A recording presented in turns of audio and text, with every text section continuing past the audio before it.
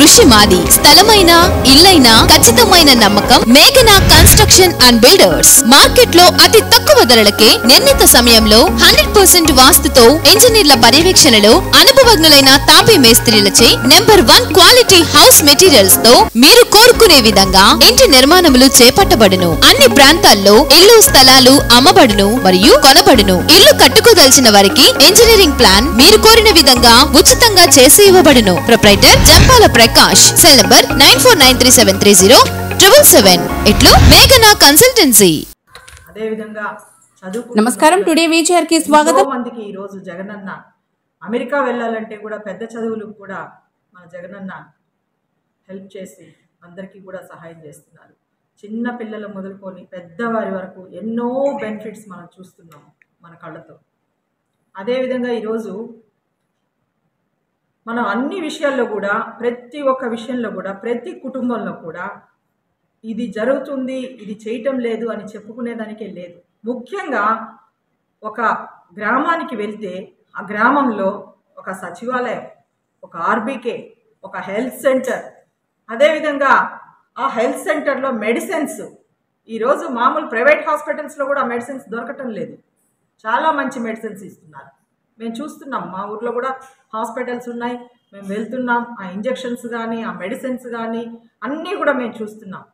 చాలా మంచి మెడిసిన్స్ ఇస్తున్నారు. ఈరోజు ఒక హెల్త్ ప్రాబ్లం వచ్చినా కూడా ప్రాబ్లం అనేది లేకుండా వాళ్ళకి హెల్త్ కార్డ్ ఇచ్చి వాళ్ళకి ఎంతో చేస్తున్నారు. ఈరోజు పెన్షన్ నిన్న జనవరి 1వ తేదీ నుంచి 3000 రూపాయలు చేశారు. అదేవిధంగా జగనన్న ఏ పథకం గురించి చెప్పినా, ఏ మాట చెప్పినా మాట తప్పకుండా ప్రతి ఒక్క విషయంలో కూడా ప్రతి ఒక్క పథకం చేసి చూపిస్తున్నారు. మాటలతో చెప్పేది కాదు, నేను చేసి చూపిస్తాను అని చెప్పిన విధంగానే ప్రతి ఒక్కరికి ఈరోజు చేస్తున్నారు అనేది మనం అందరం చూస్తున్నాం, గమనిస్తున్నాం. ప్రజలందరూ కూడా గమనిస్తున్నారు. ఈరోజు ఏ విలేజ్లో కూడా ఒక కొట్లాటలు అనేది కానీ గలాటలు అనేది కానీ బందులు అనేది కానీ ఈ 4.5 సంవత్సరంలో మనం ఎక్కడ చూడలేము. ఏ గవర్నమెంట్లో కూడా ముందు ఎన్నో బందులు జరిగేవి. ఎక్కడ చూసినా గలాటాలు, ఆ బంద్ అని ఈ బంద్ అని. ఈరోజు మేము ధైర్యంగా అడుగుతున్నాం, ఎక్కడ బందులు జరుగుతున్నాయి, మహిళలకు సంబంధించి ఎక్కడ అన్యాయాలు జరుగుతున్నాయి, ఏదేదో వేలుగా ఇంతమందికి ఇన్ని జరిగిపోతున్నాయని చెప్తున్నారు. కానీ ఎక్కడ జరుగుతున్నాయి అని అక్కడ పోయి కూర్చొని ఇక్కడ ఫలానా అన్యాయం జరిగింది ఈ పార్టీలో అని చెప్పేవాళ్ళు ఒకరు కూడా లేరు. అంటే ఎంత మోసంగా మాట్లాడుతున్నారంటే ఒక మీడియా ముందు కూర్చొని మాట్లాడే ప్రతి మాట అబద్ధాలే మాట్లాడుతున్నారు. ప్రజలందరూ కూడా గమనిస్తున్నారు. ఇంకా తొందరలోనే అందరూ వాళ్ళు ఏందనేది కూడా తెలుస్తుంది. అది నేను చెప్పాల్సిన అవసరం కూడా లేదు. తర్వాత ఇంకో విషయానికి వస్తే ఈరోజు మన మాజీ సీఎం గారు వెంకటగిరి కాన్స్టిట్యున్సీలో లాస్ట్ టైం ప్రోగ్రాం ఉందని చెప్పి చాలా భారీ ఎత్తున అన్ని ఏర్పాట్లు చేయడం జరిగింది. ఒక్కరోజు ముందు మళ్ళీ ఆ ప్రోగ్రాం క్యాన్సిల్ అయిందని చెప్పి క్యాన్సిల్ చేసుకోవడం జరిగింది. తరువాత ఇప్పుడు నిన్ననో మొన్ననో ప్రోగ్రాం 9th ప్రోగ్రాం అని చెప్పడం జరిగింది.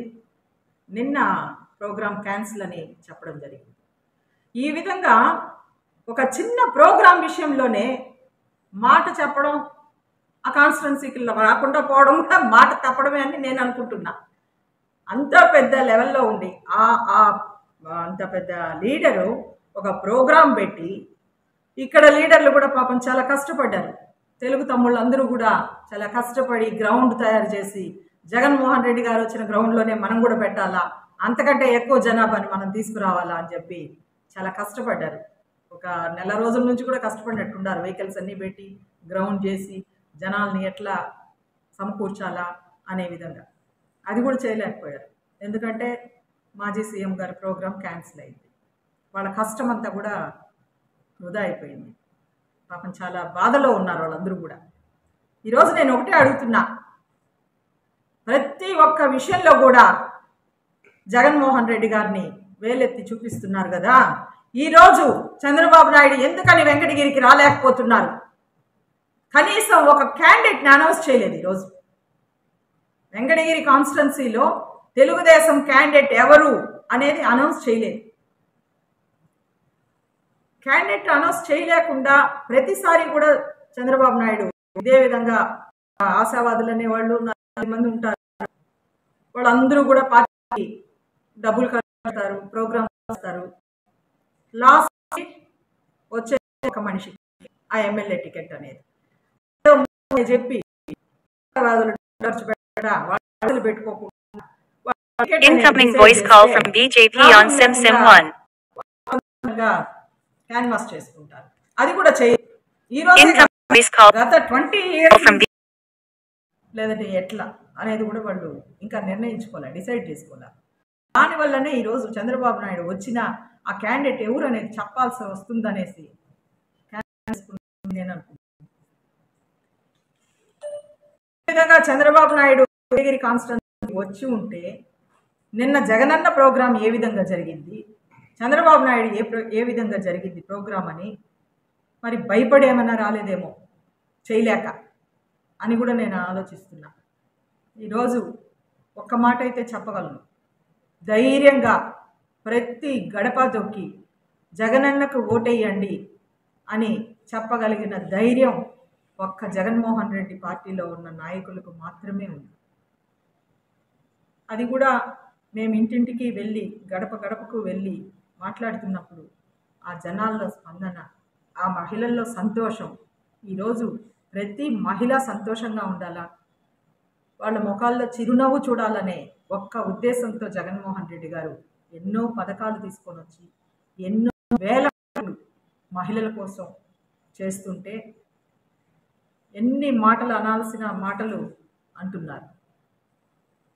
ఇక చూస్తే టికెట్ మార్పులు చేర్పులు క్యాండిడేట్లను మార్చే విషయం గురించి మాట్లాడుతున్నారు. అది సహజం, ఏ పార్టీలో అయినా సహజమే. సహజంగా ఏ పార్టీలో అయినా కూడా మార్పులు చేర్పులు అనేటివి ఉంటాయి. ఈరోజు జగన్మోహన్ రెడ్డి గారు 151 సీట్లు వచ్చిన మన ముఖ్యమంత్రి జగన్మోహన్ రెడ్డి గారు వై నాట్ 175 అనే నిదానంతో క్యాండిడేట్లని కొంతమందిని మార్చచ్చును, మార్పులు చేయొచ్చును, అదేవిధంగా కొత్త క్యాండిడేట్లను తీసుకొని రావచ్చు, ఏదైనా చేయొచ్చు. దాన్ని కూడా ఒక కామెంట్స్ చేస్తూ మార్పులు చేర్పులు, మీకు మార్పులు చేర్పులు చేసేదానికి ఎమ్మెల్యేలు కూడా లేరు కదా, ఉండేది 24 మంది 25 మంది ఎమ్మెల్యేలు ఉన్నారు. ఇంకా మీరు వాళ్ళలో ఏం మార్చలేరు, వాళ్ళల్లో కూడా 4-5 మందిని మార్చే విధంగా ఉన్నారు. ఇకపోతే జనసేనకు మీరు కొంతమంది ఎమ్మెల్యేలు ఇవ్వాలా, ఇవన్నీ సర్దుబాటు చేసుకునే విషయాన్ని పక్కన పెట్టి ఎంతసేపు వీళ్ళు జగనన్న మార్పులు చేర్పులు ఆ ఎమ్మెల్యే ఈ ఎమ్మెల్యే అని చెప్పి మాట్లాడుతున్నారే కానీ మన పార్టీలో మనం ఏం చేస్తున్నాం, మనం ఇంతమందితో మనం పొత్తులు పెట్టుకుంటున్నాం కదా, వాళ్ళకి ఎన్ని సీట్లు ఇవ్వాలా, మనం ఎన్ని సీట్లు తీసుకోవాలా, అసలు క్యాండిడేట్స్ ఎవరు అనేది ఇంతవరకు ఏ నియోజకవర్గంలో కూడా చెప్పడం లేదు. నేను ఒక కాంట్రవర్సీగా నేను మాట్లాడట్లేదు ఎవరిని కూడా, ముఖ్యంగా జగన్మోహన్ రెడ్డి గారు చేస్తున్న పథకాలు కానీ ఒక అభివృద్ధి కార్యక్రమాలు కానీ ఈ డెవలప్మెంట్స్ అన్నీ చూసి నాకు ఓటేయండి అని జగన్మోహన్ రెడ్డి గారు మాట్లాడుతున్నారు. నేను చేసే ప్రతి కార్యక్రమంలో కూడా మీకు నచ్చితే, నా మీద నమ్మకం ఉంటే నాకు ఓటేయండి అని చెప్పి ధైర్యంగా అడగగలిగిన ఒక్క మన సీఎం గారు జగన్మోహన్ రెడ్డి గారే అని చెప్పి నేను కంఠబద్ధంగా చెప్తున్నాను. ఈ విధంగా జనాల్లోకి వెళ్ళి జనాల హృదయాల్లో ఈరోజు జగన్మోహన్ రెడ్డి గారు ఉన్నారు అని చెప్పడానికి ఇంకా ఏం లేదు. ఎందుకంటే ఆల్రెడీ ఎలక్షన్స్ మనకి ఇంకా ఒక 3 నెలల్లో రాబోతున్నాయి, జనాలే సమాధానం చెప్తారని చెప్పి నేను భావిస్తున్నాను. ఈ విధంగా ప్రెస్ మీట్ పెట్టి నేను చెప్పాల్సి వచ్చిందనంటే చాలా సంతోషంగా ఉంది నాకు. మా బస్సు యాత్రకి ఎంత స్పందన వచ్చింది, అదేవిధంగా రామ్ కుమార్ రెడ్డి గారి ఆధ్వర్యంలో ఎంత జన సందోహం చూశారు. ఇవన్నీ చూసిన వెంటనే ఎక్స్ సీఎం గారి ప్రోగ్రాం క్యాన్సిల్ అవ్వడం పాపం వాళ్ళు జీర్ణించుకోలేకపోతున్నారు. ముందు మన అందరం కూడా జనాల్లోకి వెళ్ళి మన జగనన్నని మళ్ళా మంచి మెజార్టీతో వై నాట్ 175 అనే విధానంతో మనం సీఎం గారిని మంచి మెజార్టీతో మనం సీఎం గారి మళ్ళా ప్రమాణ స్వీకారం చేయాలి. అదేవిధంగా రామ్కుమార్ రెడ్డి అన్న గారిని కూడా అందరూ ఆశీర్వదించి మన వెంకటగిరి నియోజకవర్గ ఎమ్మెల్యేగా మనం చూడాలని చెప్పి నేను భావిస్తూ సెలవు తీసుకుంటాను.